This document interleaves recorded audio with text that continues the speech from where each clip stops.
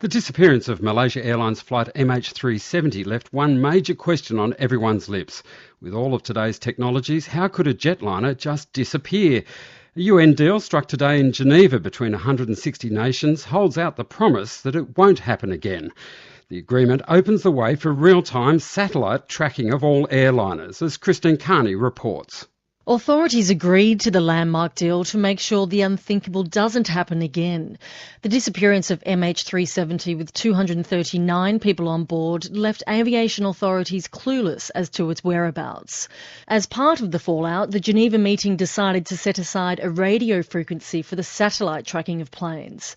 That's a significant moment for aviation safety and security, says aviation expert Geoffrey Thomas, editor-in-chief of airlineratings.com. This is a major breakthrough for aviation and aviation security, that the world's countries have agreed that there'll be a communications channel, a radio communications channel open for satellites to track all aircraft.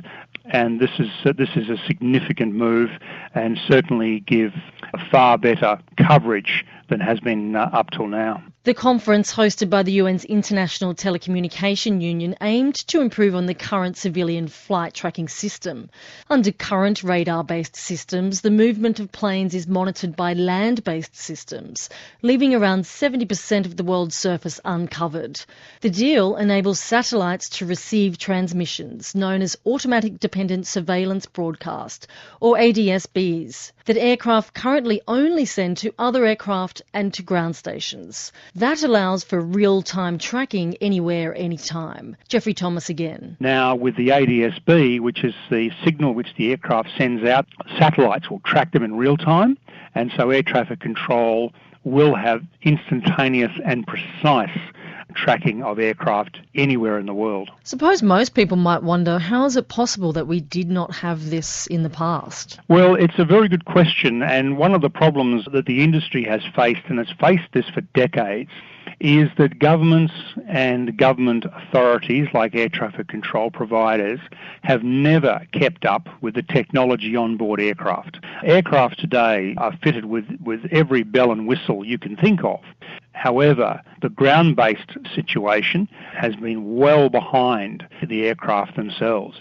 And this is because many countries don't have the resources, are not wealthy, and can't afford some of the equipment required to match what's in the aircraft themselves. Deputy Prime Minister and Transport Minister Warren Truss says Australian aviation representatives attending the meeting were happy with the agreement.